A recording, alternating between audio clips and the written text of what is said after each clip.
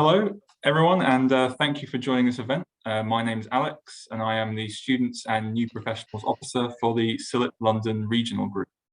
Our speaker today is Jess Haigh, Academic Librarian at Leeds Beckett University and co-author of the edited volume on critical library pedagogy, for which the open access link was circulated to everyone before this session. Today, Jess will be speaking on the subject of applying critical library pedagogy in daily practice. This talk will give a brief introduction to the concept of critical library pedagogy, as well as some practical examples of successful implementation. This talk will include plenty of opportunity for interaction and peer learning, so please do feel free to make use of the resources provided throughout. And of course, any questions or comments, feel free to put in the chat box as usual as well. This session will be recorded and uploaded to the cilip.London YouTube channel, and I'll circulate the YouTube link along with any other resources to all attendees early next week. So finally, just before I hand over to Jess, I just want to raise your attention to our next free lunchtime talk, which will be on the subject of critical librarianship, in which Darren Flynn will speak on the subject of developing critical mindsets and action in library teaching. And that will be on Friday, the 18th of March. So registration for that event should hopefully open early next week as well. So I'll circulate it in my email when I send you the link. I hope that many of you will be able to join us for that. And so that's enough from me, and I will pass over to Jess. Thank you so much. Okay, I'd like to start by saying a massive thank you, first to cilip.London for inviting me to do this, and secondly to everyone here today. I was not expecting this many people. I think this is the most people I've presented to in about 3 or 4 years professionally, so little bit of pressure. I'm just going to be completely honest. I am not a Zoom user at all. I was on maternity leave for all of 2020, so I missed the Zoom part of the pandemic and went straight into Teams. So I have not done any teaching using Zoom. I have done conferences using Zoom.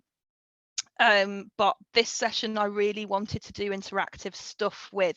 So because of the nature of the subject and because of the amount of people here, now I'm aware that some of you might be joining this session on your phone or doing other things in the background and having this in the background whilst this is going on, and that is fine. You know, I get it. You sign up to talks and you might just have it playing in the background. If you feel like you can't get involved in the interactive stuff, that is absolutely fine. There is no pressure. I'm sure that you'll get value from still listening to the conversation and following along with it if you want to. But if you do want to get involved in the interactive stuff, you need to do this first bit. So Alex, if you can remember this bit, and then anybody who joins in later, you might have to explain how to get onto things with them. I'm going to share my screen to display the instructions of what to do, but what you need to do is go to a website called Nearpod.com. I have to have Darren Flynn for this. So when I was a newbie librarian, he did a demonstration of this technology called Nearpod, and so this is all his fault. What you need to do is go to the website Nearpod.com and then insert one of these codes into the red students box. So there will be a box on the website saying students join a lesson. You need to pop the code into that box, and I've split you into 4 groups, and hopefully this will work. The reason for that purely is because I don't have a Nearpod plan, because like all of these things, there's a price plan with it. I don't have a Nearpod plan where I can have more than 40 people in one session. So what I've done is I've duplicated the same session 4 times, and hopefully this will work. I have had a little test, but if it goes horribly wrong, we'll figure it out. So if your birthday is in January, February or March, please enter the code capital C 9, capital H, capital W 8. If your birthday is in April, May or June, please enter JZ2K8. And if your birthday is in July, August or September, RPCYT. And if your birthday is in October, November or December, please enter the code PQR2E. What I'm going to now do is I'm going to copy and paste this information into the chat. So I'm going to have to minimize this in order to do it. And I will stop sharing my screen whilst I do that so you don't see yourself twice. So for this talk, what I would like is for you all to, if possible, use the Nearpod to reflect. I'm just post that information into the chat for you. Use this Nearpod to reflect for you. I'm going to sign up to one of them myself on my Microsoft Edge browser just so I can show you what it looks like. So I will share my screen again momentarily.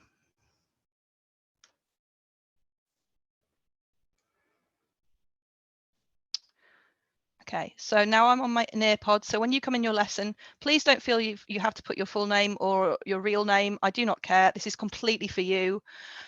When you enter the session, I've done this as a student paced session. So you should, and I'm going to check that you're all on it once I've demonstrated it, but you should be able to flick between the screens using the blue arrows on either side. So if I flick onto the sides here, you can see that it comes up with the different slides that I'm part of this presentation.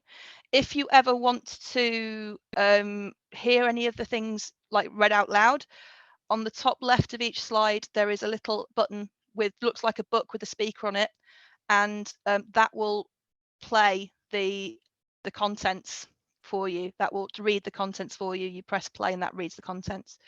So these slides, the ones that are yellow, are like normal PowerPoint slides that I have done that have information on them. The ones that are white, like this, open-ended question, and then there's another one further on. This is for you. So nobody else will see this but you. You can use this in any way that feels fit for you. You might be like me and just live on pen and paper. If that's the case, that is also fine. But what we'd really like to do is to kind of get you to think and practice reflecting on what you're hearing and how you understand that.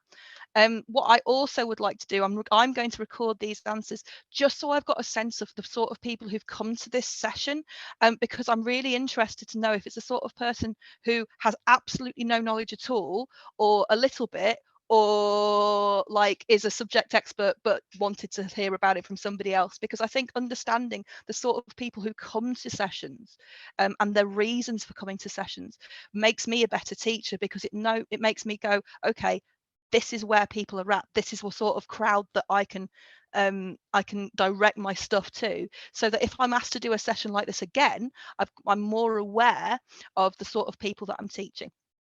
I also use my hands an awful lot when I speak, so I'm going to keep my camera on and use my hands an awful lot. I gesture an awful lot. I know that can be quite distracting, so just minimize the zoom, or take it off speaker mode if that does distract you. So these are the white ones.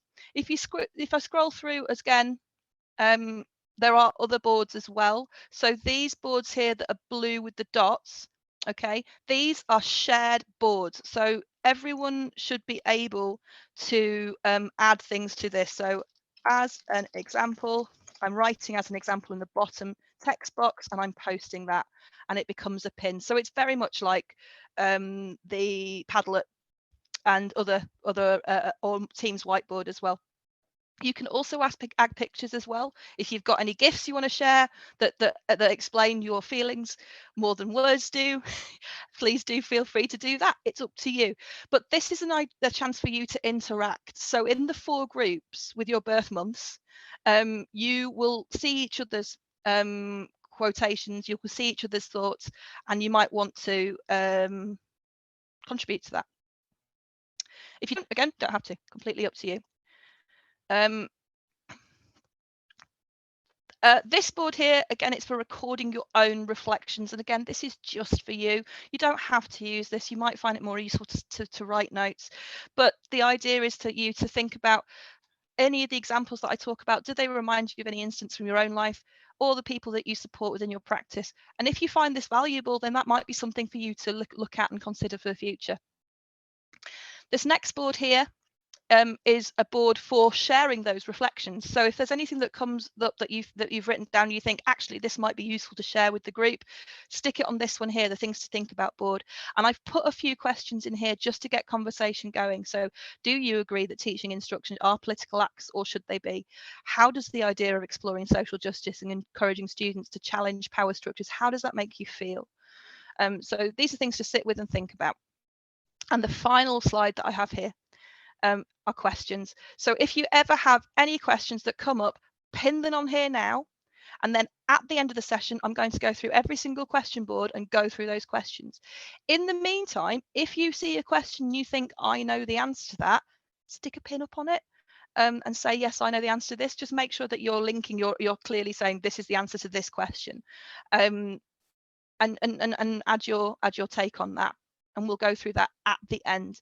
So with that in mind, I'm now going to stop sharing my screen for this part because I need to keep an eye on what I'm doing with this. So I'm just going to go back to my screen and stop sharing my screen now. Okay, so thank you so much, firstly, Angus, for popping the repository link into the chat. That is brilliant. Yes, so that's the first slide that I've got for you there. That is the link to the book. Okay, so I'm just going to pop myself on Nearpod, have a quick swig of water, and then we'll get cracking.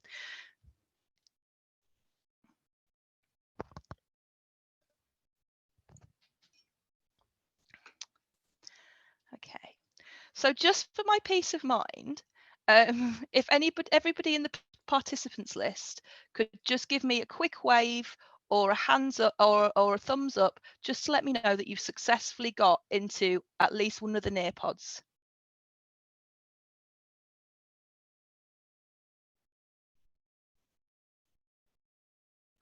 Thank you. Thank you so much.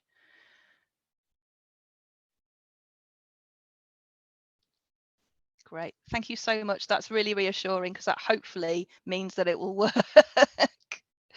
for this session. Okay, so just to introduce the book. This is the book in all its glory. It is very, very shiny. I can see in the chat there's some people who've come in late. So Alex, would you be able to post instructions, or can other people? So yes, people are doing it. That's brilliant. Thank you so much for that. So this is the book. It is very, very, very shiny. It is called Critical Library Pedagogy in Practice, and I co-edited it with Elizabeth Brookbank. She is from Oregon. She's from America, and she lives in Oregon, and she is a librarian in the university there. The book is a collection of 14 chapters written by librarians from mostly the States and this country, but also Canada as well. So the range of chapters in the book, but the idea behind it was taken very much from this book, which is the Critical Library Pedagogy Handbook, edited by Nicole Pogowski and Kelly McElroy. And we are hugely indebted to these authors, to these editors for this collection, because this completely inspired my book, which has just fallen off my table. So just give me a sec. Which completely inspired this. This would not exist without this. So we are only products of the things that inspire us. I've put on the Nearpod, on the slides, there is a list of all the chapter authors. Darren is one of them, who is presenting next month. Hello, Darren. And there is also a list of further reading. And I have just noticed that the first of the further reading ones does not have a date. So that is 2009. The Accardi book is from 2009. These are the books that inspired me. These are not a comprehensive, like every single one that you should read list of these things, because there are so much now on critical library pedagogy, and there is so much to discover out there. And also it's your own pedagogy that works. It's your own work. So it should be you that like writes the next book. You know, it's you that is the future of this, not me. So what I would really like to do is start off by looking at the quotes that I've put on this Nearpod here. There's 3 quotes, and one of them is from Henry Giroux, one of them is from Frau Aufreher, and one of them is from Bell Hooks. And so what I would really like you to start off by doing is just take a few moments to read those quotes and think about, have those quotes ever chimed with your own experience? Have they ever reflect? Have you got any examples from your own practice where you think these thoughts could be relevant to?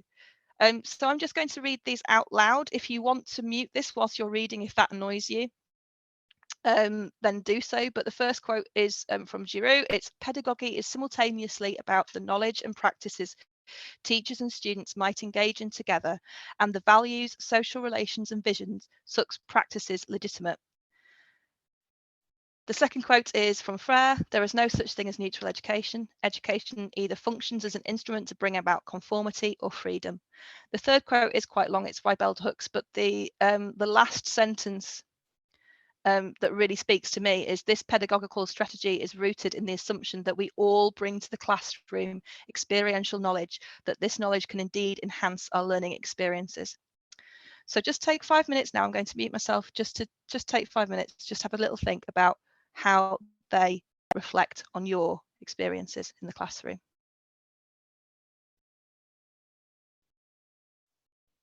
So I've just had a look at the boards for sharing reflections on this, and I can see that referencing has come up in every single board as the issue that comes up with this. And I'd just like to take a quote from the board. When teaching something like referencing, these boards, by the way, that you won't all see the same board. There are 4 boards going on. So when teaching something like referencing, we need the conformity for the student to succeed, but it does run counter to much of the teaching they receive, where they are encouraged to speak their minds and explore. And I think that's a really, really good reflection on how critical pedagogy can sometimes feel a little bit like banging your head against a brick wall, in terms of how it goes against quite a lot of academic practice. So referencing, the students need to do stuff in a certain way in order to succeed. However, we know that it's a difficult skill to learn, especially when you're learning stuff on top of everything else. It's something that you don't use in the real world, and in every other place they're encouraged to speak their minds, which they should do. So yes, that is a really important reflection. Sometimes what you're doing can come counter to your experience. To run with that, I'd like to talk about something that was in Claire McCluskey-Dean's chapter of the book, which explores reading lists. And she cites research by Sophia Akel that found that 74% of the students that were surveyed, and this is from Goldsmiths University in London, believed their university curriculum was Eurocentric, and they had to shift to conform with their lecturers' views in order to secure good marks. So the idea that you have to shift your viewpoint to a certain way of thinking and being in order to secure good marks. This is what critical pedagogy is all about. That's one thing to say. I do not know how to say pedagogy at all. No idea. I say pedagogy. Everyone says it differently. I don't think there's a real way of saying it. But the idea is that your values that you take into the classroom with you, pedagogy isn't just about what you do in the classroom, it's how you do what you do legitimizes your values. So if I was solely doing sage on the stage, I'm just going to talk at you. I want you to feel that your voice is valued in this conversation. I want you to feel that it's a two-way thing. So this is why I want to be collaborative. I want people to share their reflections and share their own experiences, because you'll learn a lot more from each other than you will from me. This is why I edited a book rather than wrote a book. So all of our practices within librarianship, I think, should reflect our values. And I'm using the word values rather than politics, because I believe that the two are different. I believe that you can have be politically inclined to lean a certain way and have very different values depending on where you are leaning. Of course you can, but I think that when it comes to teaching, you have to do it with a value base.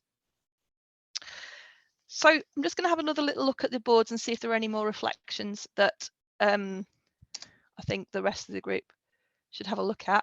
But I'd really encourage you to have a little look.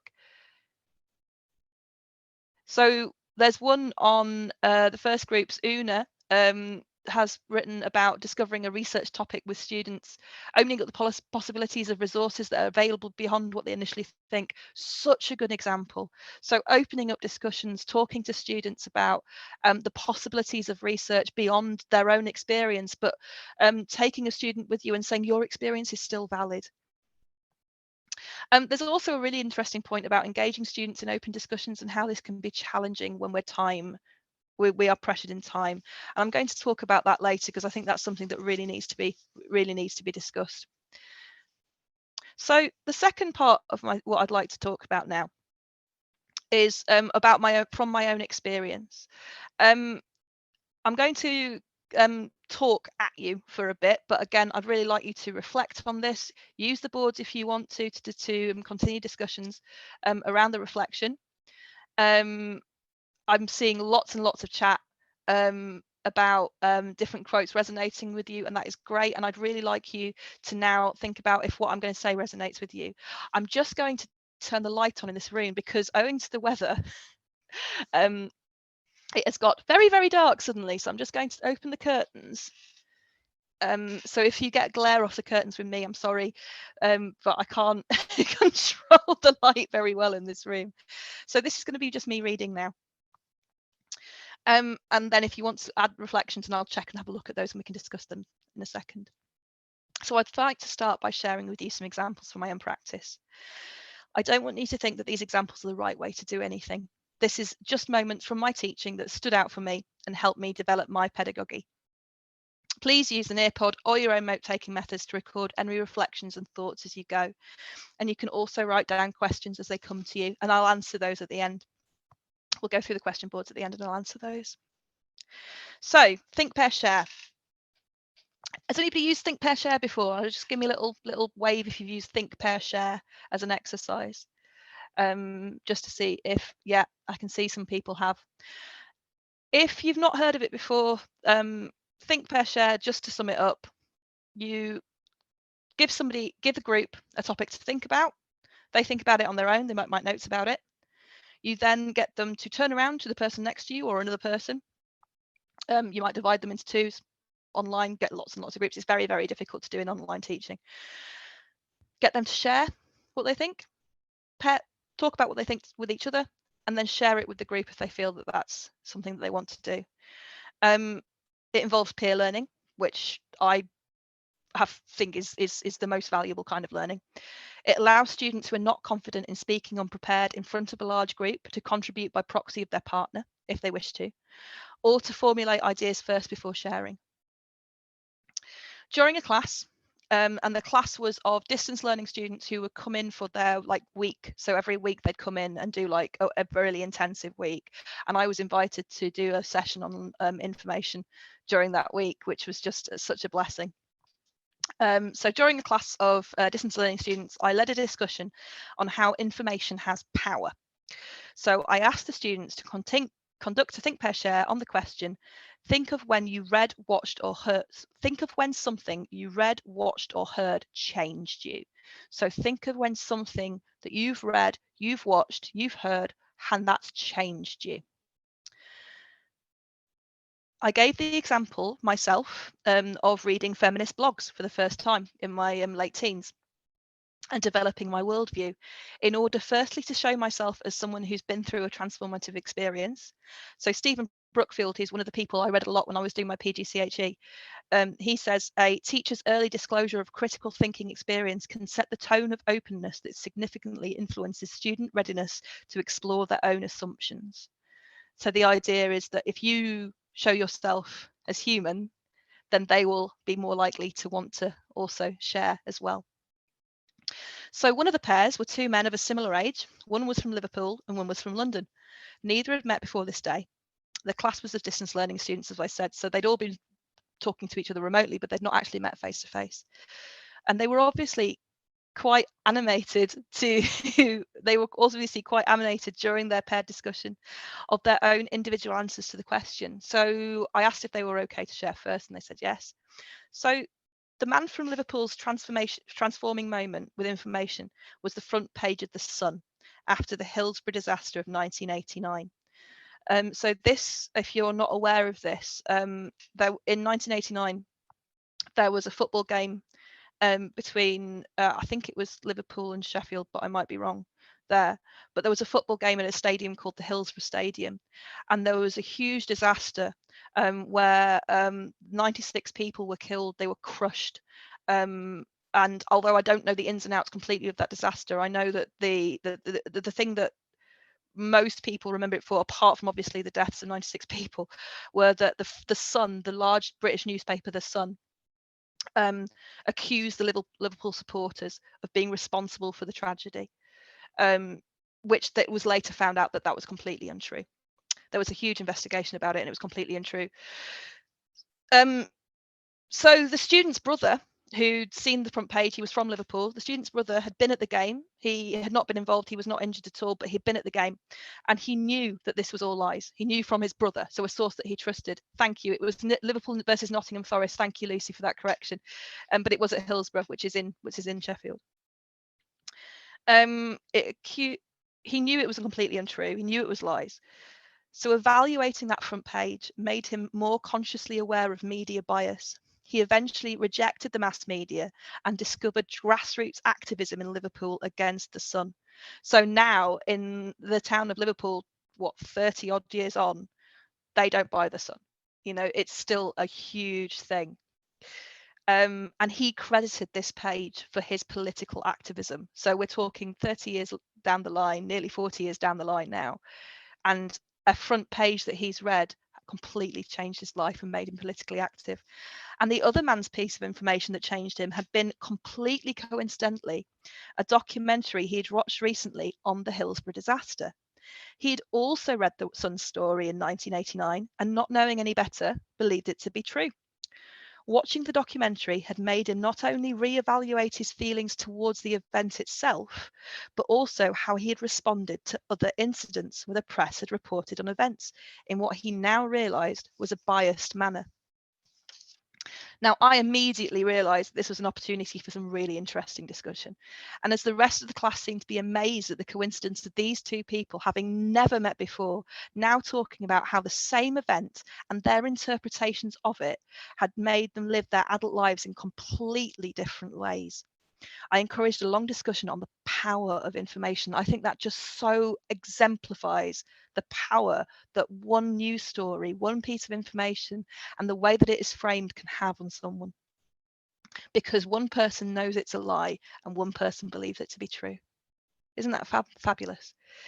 And this conversation ended up us exploring who owns the information sources that we all used, including some library resources, which I dropped in, but they were picked up by the students as influential.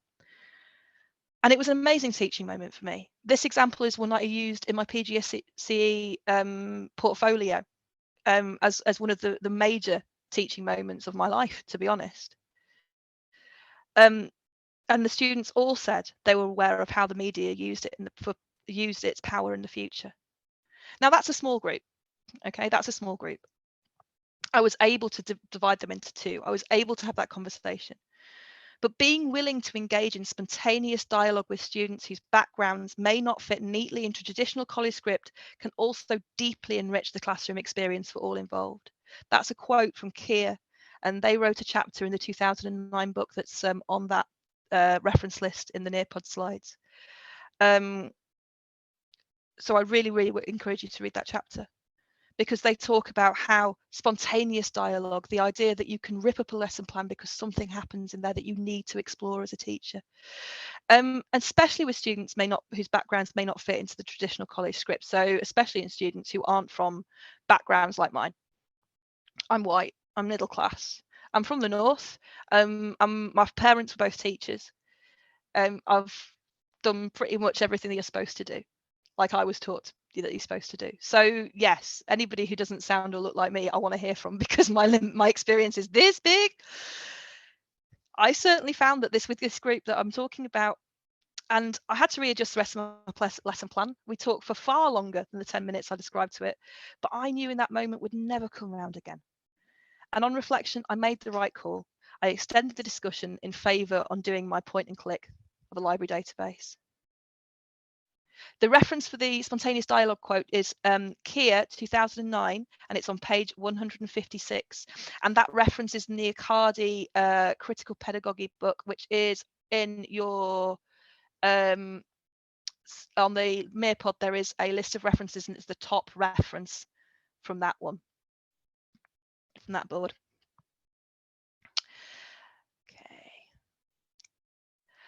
So I'm just going to take myself a minute just to give myself a little break on my throat. As you can probably hear, I've got a little bit of a sore throat coming on. So I just want to give myself a little bit of a break and have a little drink of water, just a couple of minutes just to reflect on that.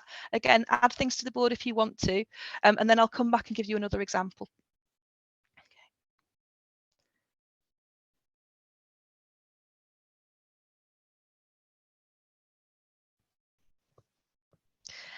So I'm going to carry on now. And again, this is just me talking. Feel free to mute and just focus on the reflections. And if you want to move on to the things to think about pin board and post some of the reflections on there and use that to talk in small groups about that. And I'll check those as we go. So I'm just going to talk a little bit more using examples of practice from the book. So again, the list of chapter authors is on the Nearpod slides. And I'm going to talk a little bit about how the book is less diverse than we'd like it to be as well at the end of this as well. So critical pedagogy, it's about raising others' voices. And my privilege allows me to do this. So my background, I started off when I was 22 as a library assistant in an FE college. I was working part-time. I was very, very, very lucky in having a very, very, very good boss who said to me, you can do this as a job, you know, you should get qualified, you should do the qualification. I was also very, very lucky in that I had a little bit of money owing to a bereavement, which I wasn't so lucky about. So I was able to do the master's distance learning whilst I was working full time. And then I got the job as assistant librarian at an FE college. And then in 2015, I got the job at Huddersfield, University of Huddersfield. Hello, University of Huddersfield. There's about 5 of them on the chat as well. And then earlier this year, I got a job at Leeds Beckett University. As I said, I'm white, I am able-bodied. My mental health has taken a huge downward turn in the last 2 years. So I became a mum at the end of 2019. I had postnatal depression, and that has carried on into regular depression now, because you're not allowed to call it postnatal after a year, apparently. So that's where I stand, but I am still hugely privileged in terms of my class, my race, and my education. So I am also very lucky in that I'm quite good at people. And my old boss, Andrew Walsh, owned a publishing company. So these are all things that led to me being able to publish this book and to write more generally. Originally, I was going to publish this book with another publisher, but then in the end, we decided that it would be better to publish it with Innovative Libraries, because then I could get this book published open access, the whole thing open access. So the editing of this book, my main aim was to give a platform to others and further the conversation that I could see going on in the critical information literacy world. This book changed me completely as a librarian, the Critical Library Pedagogy Handbook, and I wanted to continue this. I wanted more of this, basically. So I'm going to present a few examples from the book for you to reflect on. And again, the link to download the whole book, you've been sent that as well. I think it's been put in the chat. If you look me up on Google Scholar, it's under my name, Jess Haigh, as well. Chapters in the book cover several ways of bringing social justice to the classroom. Sajni Lacey's chapter, for example, describes a classroom activity exploring different sources on a predetermined topical issue and how students attribute authority, what to them makes a source credible, and through class discussion, demonstrate how this can vary depending on the topic and the biases of those engaging with the sources. Okay, so how can your topic and how can you engage with students around topics that are topical as well. So Sajni concludes by stating that, and this is a quote from the book, beginning a conversation that draws on students' lived experiences with a topic or issue provides an opportunity for students to see their experience valued within an academic context and to explore how their knowledge can change the information that is valued, used and created within the academic context. Yeah, so getting students to talk about what's going on in the world is time consuming and it's scary, but it's so useful. You know, ask students, what do they think about what's going on in Ukraine right now? What do they think about what's going on with climate change? What do they think what's going on? Because they have opinions, you know, they and often it can lead you talking about information and finding stuff out in different ways as well.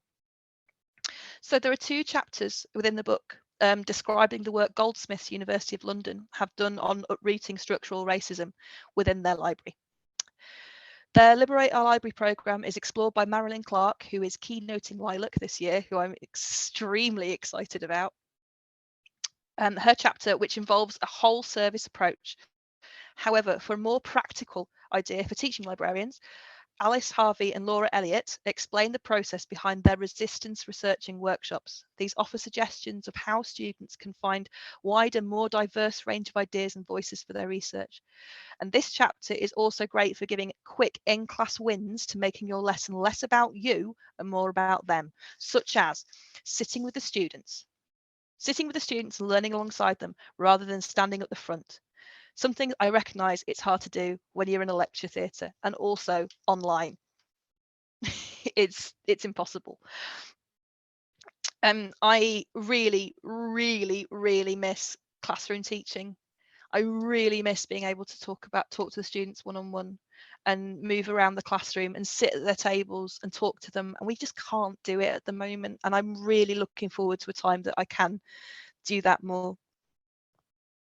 One big point that's made throughout the book, and it's already been made by you in your reflections, is that one-stop teaching in a critical manner is hard because we have no time.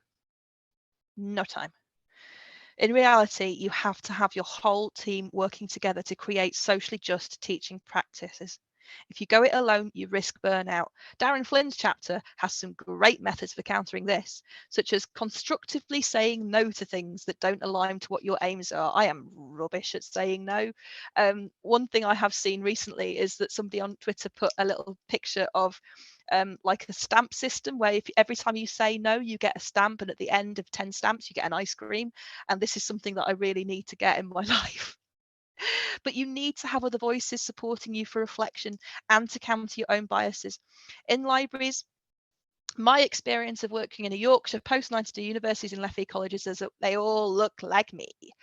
And unless you burst your bubble occasionally, and that's why I'm so thrilled there's so many people here, and I'm so happy that London, cilip.london have invited me to speak, because it burst my bubble. Get out of Yorkshire, you know, talk to other people. Unless you burst your bubble occasionally, you're talking to a wall. I find peer support and peer observations invaluable in offering others insight into my teaching, and I have asked for peer observations from members of my own team and from academics as well. So a really good way, if you are a liaison librarian, is ask your lecturers if you can do a peer observation, or if they wouldn't mind observing you. Especially if they're just going to stay in your class anyway during a teaching session. Ask them afterwards, would you mind sitting down with me for 5 minutes after this session and letting me know what you think of my teaching? Especially if it's an academic who's lecturing or teaching that you really admire. Why not? What a way to build up a relationship. You could also use this as part of your CPD. Shadow librarians from other institutions. See what they do. How does their workplace culture allow them or limit them in practicing more critical pedagogies? Moving from one HE institution to another this last year has shown me just how either illimited or forgiving certain universities are in different ways, and allowing you to do use this more critical pedagogy. If you live in a city with access to several institutions, use that advantage. You can even start a peer observation circle within your local cilip network. I'm looking at you, Cilip London, start a peer observations network. I would encourage you to not only read and use sources and materials from your own political and cultural backgrounds, try and explore the wider world. I'm very, very guilty of this. I live in a bubble. But My boyfriend doesn't. So I often get him to tell me what he thinks the news is, just so I can see it from the other side. And I'm at the moment trying to purposely seek out authors from the global south, as it gives me a wider view of the world other than the UK and the US.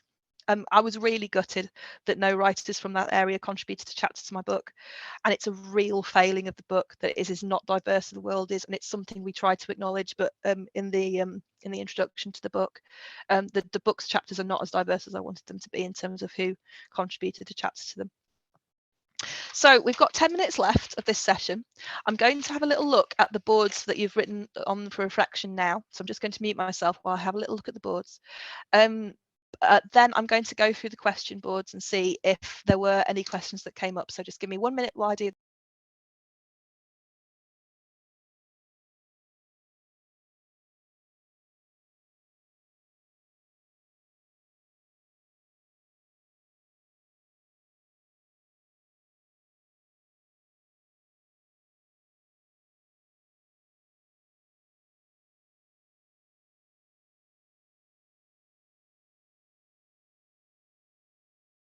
There's a really lovely reflection on one of the boards.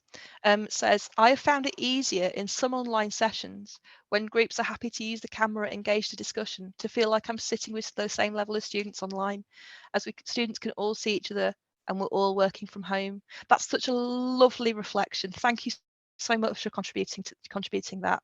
The idea that we're all working from home, so we're all sort of not on the same boat, but in the same storm.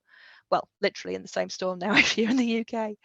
And it's something that I've struggled with hugely in feeling like that. I work from my bedroom. I share my home with my partner and my 2-year-old, and I don't feel like very comfortable about that, and it's something that I have to sit with sometimes.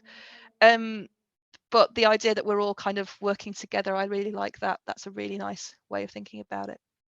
So I'm now going to just quickly look at the boards and see if there are any. The question board is the last board on the Nearpod if you do want to add any questions.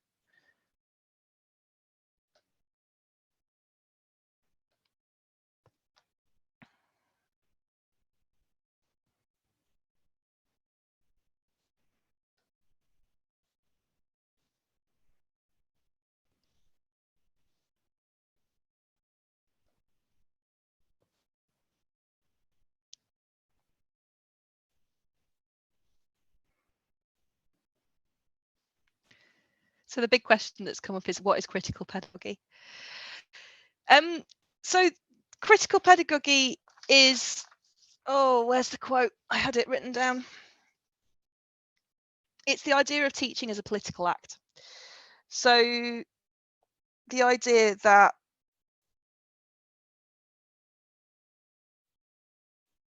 I'm going to find the quote from the book.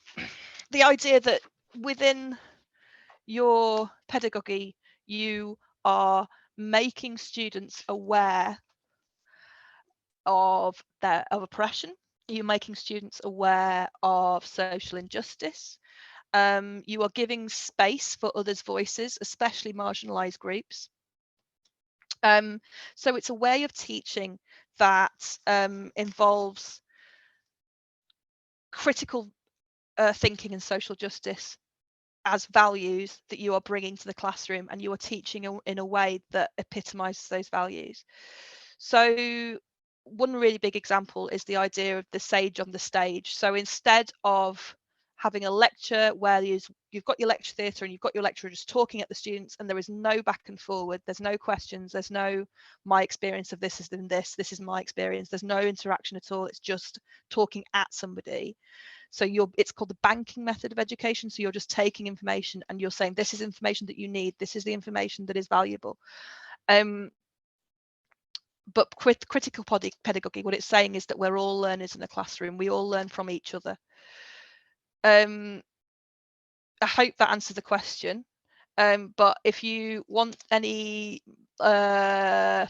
more theory, I mean, Frere is always a good one to read. Bell Hooks is the one that's inspired me the most, who passed last year, earlier this year. Teaching to Transgress is an incredible book. And and that's, again, it's on the list of books. I'm just having a little look at some more questions. One question that comes up: can you recommend any research or books on critical pedagogy in other areas of librarianship, not students? So working in librarianship, say, in other areas apart from the teaching side of it. So there are chapters within this book on working in archives, reference list management, working in looking at user research. So if you work in the customer side, facing side of things, there's also a lot of chapters in the Critical Library Pedagogy Handbook on the same thing. If anyone has any suggestions, pop them in the chat, or email them to cilip.london, so to me or cilip.london, and we'll compile a reading list. But looking out for the authors that are on my list and seeing what else they've written, that it's more about your values and your attitude to it and how you apply that to your work, I think. But we have got some chapters on that. The reason that I'm putting all the examples that I've put in, I'm a teaching librarian, so that's just kind of where I roll with it. But I do understand that working in other areas of the library, you do also want to contribute to that. Another question, what thoughts do you have on convincing academics to give librarians the freedom and space in teaching to pursue more critical approaches? I have lots of thoughts. I think it's about relationship building and them seeing the value of it. So I was very lucky in that when I was working at Huddersfield, I was working with the School of Education, who by its very nature was quite open to more critical approaches in the classroom anyway. When you're doing this with other schools, I'm finding it harder and harder now, depending on who I'm working with, to be more critical in my teaching.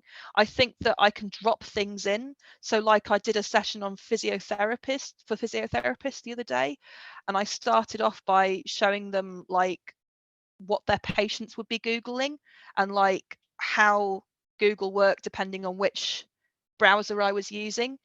So like I connected my machine to Google and then compared the Google on my machine to the Google that was on the machine in the room, and like just getting them to think about it like their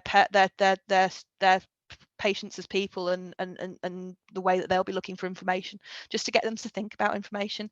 And the academic that was in the session saw that and was really impressed with it. So I think proving its worth by just demonstrating it in little chunks, I think is a good way. But yeah, I do have many thoughts about giving librarians freedom and space in teaching. I think that it's something that you either have or you don't, and if you don't, then you've got to fight for it, or try and get it in any way. I'm just going to quickly review another question from Una. Do you think it is better to make the information literacy sessions more subject focused or more generic? Really good question, and I think it very much depends on what you're teaching. I found that using examples from subjects means it's more relevant to students. That's my experience, but I think that the generic skills that they're learning can be applied to anything, and if you make it too subject focused, then students won't apply them to their own lives. So I try and use like a general example that's not even academic, and then also use a subject example as well. So a general example could be like, when you're booking a holiday or you're booking a meal out, how do you find a restaurant review,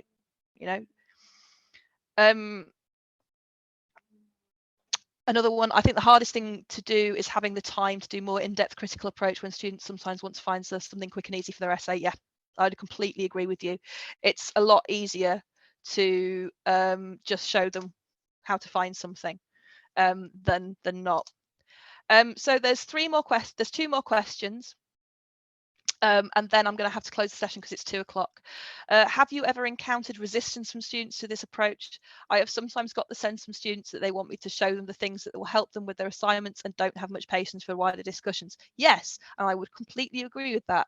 I have had resistance from many students about this. I've had students say, well, what is the point of learning this? What is the point? What is the point? What is the point? But then I demonstrate to them what the point is. So with the physiotherapy students, for example, I can show them that their patients are being are putting their health at risk by using Google as a doctor. I can show students that, you know, in education, that conspiracy theories are now put into assignments and seen as fact, and are marked so by teachers who have grown up seeing conspiracy theories as fact. So we are the world of untruth. So by demonstrating the value of this, but I completely get that students are busy and they don't have much time, their assignments, they don't have much patience, and it is really, really hard. So the last question is, how can we make the most of one-shot teaching opportunities? Again, demonstrate your value, show your commitment to dropping little things in here and there. You don't have to be like, it doesn't have to be fancy, it doesn't have to be a massive game or anything like that. You can just mention stuff when you're teaching. Also promote your outside the classroom support a lot in your teaching sessions. So if you have student appointments, for example, they are the great place to do a little bit of critical pedagogy in a one-on-one student appointment. Oh my gosh. And if you have any like exterior support, and this is why I'm saying you need like a whole team approach to this, because if you're in the classroom and you're like spouting off about how awful the world is, and then they're going to a skills session that just completely regurgitates how awful the world is, then there's not really the point of that. So this is why I'm saying that it needs to be a whole team approach.